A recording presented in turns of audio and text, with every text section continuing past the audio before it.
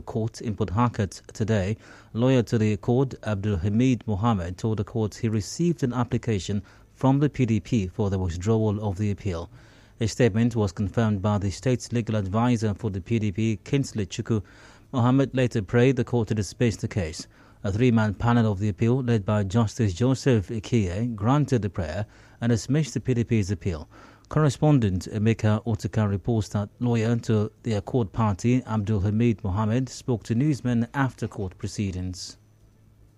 We came to court for the hearing of the appeal, but then we are confronted with a notice of withdrawal filed by the appellant. They filed it and they have the option to withdraw. So we told the court that we are not opposed to the application for the withdrawal, but we now urge the court to dismiss the appeal because we have filed briefs, we exchanged briefs, and then the matter adjourned for hearing. So it's like a runaway battlefield. So that was what happened, and the appeals were all dismissed this morning by the Court of Appeal, based on their own application and our own application to dismiss the appeal.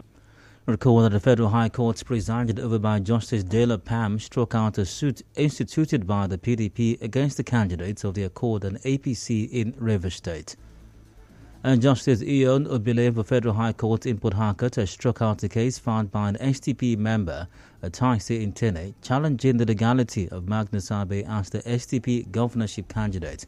It follows a notice of discontinuation of the matter filed by Mrs. Intene's lawyer, Chineke Wobodo, when the matter came up for hearing today. Now, speaking shortly after the court session, Taisi Intene said she decided to withdraw the matter due to threats to her life and that of her family members. I have to discontinue my matter with Mr. Magnus Abe based on security threats, sort of pressures, and Magnus Abe actually does not want the life of people around me. So it's better I let it go on, but they go after people around me. They see you with me, they come for you. They threaten you to talk to me to drop the case. My life has been threatened, my life of my family and loved ones have been threatened because of this particular case. Recall that Taisi Intene had filed a suit seeking the disqualification of Senator Magnus Abe as the STP governorship candidate on the grounds that Senator Abe contested the primaries of both the APC and the SDP. And in a related development, Nwosu Ihai of the Joint National Association of Persons with Disabilities Rivers State, Nwosu Ihai has denied reports that the association has endorsed the SDP governorship candidate, Senator Magnus Abe. Ihai, who says he is the acting chairman of the association, in an interview said those who endorse Senator Abe are impersonators of the association, as the national leadership of the party is yet to conduct elections in Rivers State. I therefore urge all persons with disability to disregard that information made by Ingo Baridado and Nko. They all know that I, Ihai Chukwuwosu, is the acting chairman of persons living with disability, pending when the national will come to conduct election in Rivers State. Ihai also thanked Governor Nyesom Wike for employing persons with disabilities into various positions in the state. He said the association will reciprocate during the forthcoming elections. And using this medium to thank His Excellency Nyesom Wike for employing us in our different clusters of hearing impaired, visually impaired, albino, spinal cord injuries, physically challenged. We thank him for employing us since 2015 on every May 29. In particular, employment of the candidate. We say thank you. We say thank you to His Excellency Nyesom Wike for all he has done to persons living with disability in Rivers State. And moving on, Governor Nyesom Wike says the redesign of the Naira will not fight corruption. Governor Wike said this during a PDP rally in Okrika today. He said the policy aims to suffer the people who elected them. This one is anti-people. The note is not there. The new Naira is not there. Even when I have money in my account, I cannot get 10,000 Naira. I cannot go and buy fuel. Who is losing? Is it not the masses? You are merely fighting against the poor people. This policy, it has nothing to fight corruption at all. The policy aims to suffer the people who elected us to govern over them. Governor Wike also said the cash swap policy of the federal government will increase insecurity. We can't give security agencies money any longer for them to use to pay those who are in the field. There's nowhere in this world, even the CIA, they carry cash for operation. Even NIA, they carry cash for operation. But here, we can't even give our security the 1 million naira. What happens? So when you are bringing a policy, bring a policy that you know will last for long. A policy that will benefit everybody. In another development, President Muhammadu Buhari has asked Nigerians to give him 7 days to resolve the cash crunch following the Central Bank of Nigeria's redesigning of the Naira notes. He said this while speaking to APC governors who visited him at the presidential villa in Abuja. President Buhari said the currency redesign will give a boost to the economy and provide long-term benefits. He also expressed doubts about the commitment of banks in particular to the success of the policy. And the IG Police, Usman Akadi Baba, has ordered the arrest and prosecution of all individuals engaged in the sale or abuse of the Naira notes issued by the CBN. A statement by the Force Public Relations Officer, Olumiyiwa Adejobi, said the directive backs the federal government's policy and drive to uphold the provisions of the CBN Act 2007 and dignify Nigeria's currency. And away from that, with 2 days to the final deadline for the collection of PVCs in Nigeria, many people have been seen at INEC offices hoping to collect their voters' cards. Our correspondents visited the INEC offices at Edigbolo and on Abat Road reports that the place is crowded and there are few officials on ground who attend to the people. Now, some of them spoke to our correspondent. I'm not really happy that I went to collect my PVC this morning. I couldn't. They was giving one excuse. Come back later, come back on Sunday. They asked us to be collecting this thing when the time reached. I went to that place several. So I now see this text again that we should come to the office. This Sunday, they are not even giving us assurance of collecting it. I'm happy that finally I'm voting my voters card, because without the voters card, we can't vote. If you don't have a voters card, then you don't have any voice to complain about what is going on in the country now. They didn't waste much of my time, so I have not spent up to 1 hour here. The INEC bring to the communities. I go there. This is making 3 times here, but now the card is not available, so I don't think that I can come again. I'm not happy, and this is the first time I want to vote. And as the PVC collection ends on Sunday, the National Orientation Agency in Rivers State is asking residents to avoid a last-minute rush. A state director, Young Ayetamuno, said this in an interview with our correspondent. We have had a second extension. We believe that Nigerians should take advantage of these extensions to make sure that they collect their PVCs. The trend has been that it is at the last minute that you see people rush in. Second, there are people who did double registration. Chairman of INEC, from information that he made available, about 2 million persons had to be deregistered. Some of these persons are persons who earlier registered but now couldn't restrain themselves or do not actually know the status of their registration and went to register a second time. So it turns out to be a double registration. So those people too shouldn't expect that they'll have their cards. Let's make it while the sun shines. 5th to 25th is about 3 weeks in between. Oh, still ahead, driver escapes electrocution after electric pole fell on chalk in Port Harcourt. Do please stay tuned.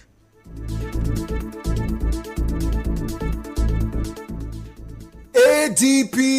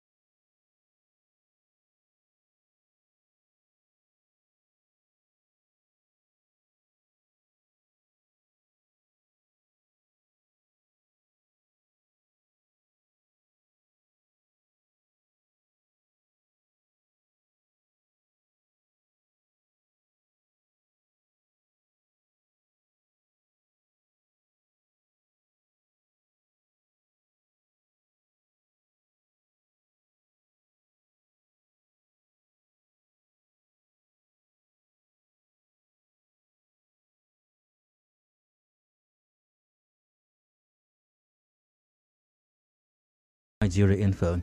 And the driver of a flatbed truck has been injured after an electric pole fell on the truck in Rumusi Axis of Port Harcourt.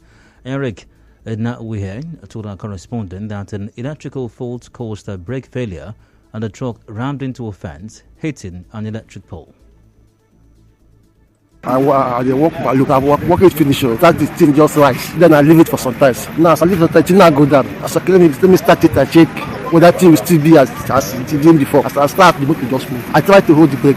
No way. Still up for the first for the pole. Then as I'm trying to go and up the motor, electric not drag me, want to drag me under. And our manager just helped me and dragged me out. That was bad. It's only God that saved me alive.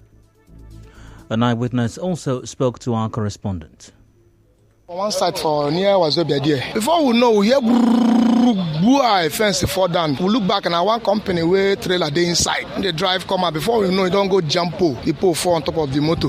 Before we know, fire catch. Before we know, explode. The driver and drag them down. Now they begin drag the driver, drag and come out. Say thank God for waiting happen. Before we know, the motor don't catch fire. Our correspondent reports that the fire has now been put off. And a clergyman, David Ajan, has accused the Economic and Financial Crimes Commission of character assassination and is asking the anti-graft agency to pay damages. Ajan, in an interview, said he was arrested twice in March and November last year by the EFCC over what he described as a case of mistaken identity. He said efforts to convince the EFCC that he's not the person they are looking for, but only bears the same name as the person being wanted by the agency, have not yielded result.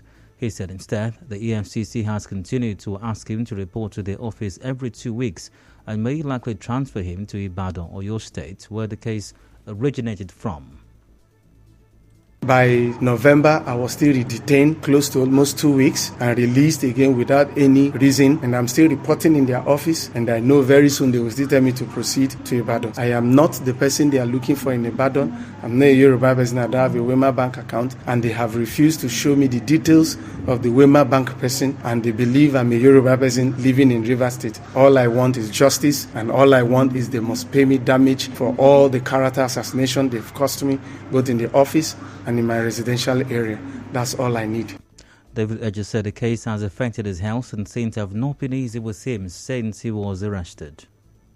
It almost ruined my job as a person. It has almost destroyed my health as a person. Up till now, I'm still struggling with my health. In fact, when they detained me, I was denied my glasses for almost 4 to 1 week. I was struggling. It was not easy. I couldn't see properly. It was later they released my glasses to me. Sharon and my children, everybody is down, my family, because of this whole thing.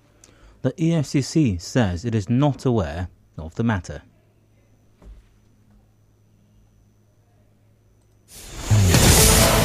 And now the business news.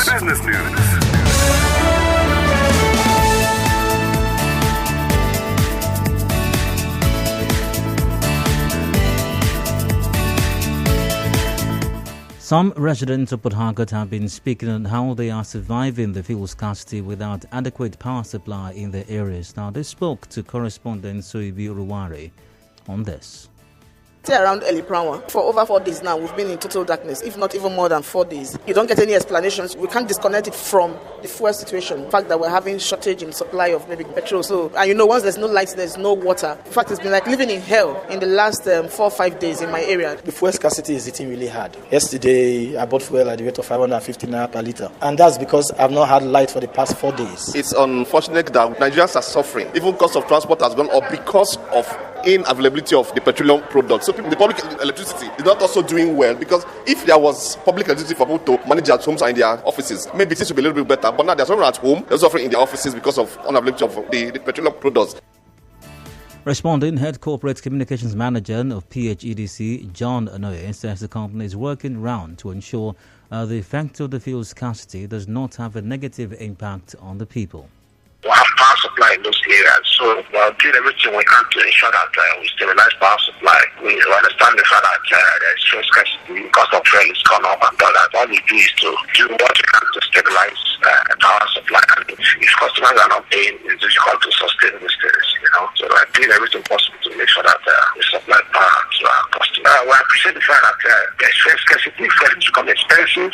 We're doing everything possible to keep the lights. We apologize, do things to make sure that the lights come on. take it away with the entertainment news. American singer and songwriter Neon has finalized his divorce from wife Crystal Renee after she accused him of cheating on her throughout their marriage.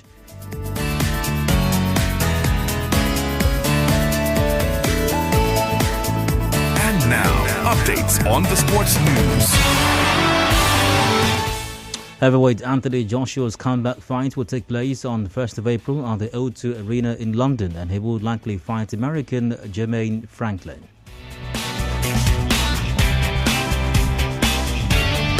And now, we'll bring you news from around the world.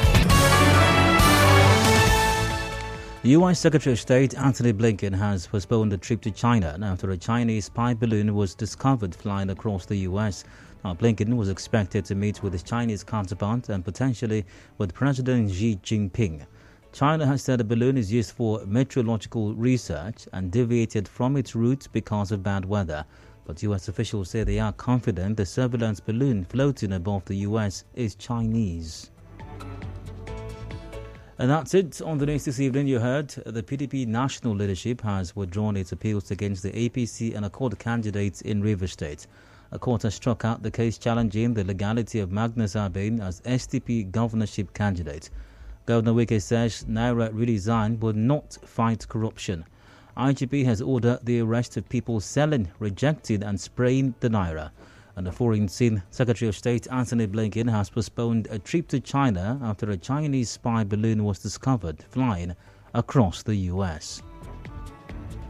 And that was the news as edited by Master Okere. Cloudy weather expected in Port Harcourt this evening. Remember, collect your PVC, vote. Your vote is your voice. Now, thanks for listening.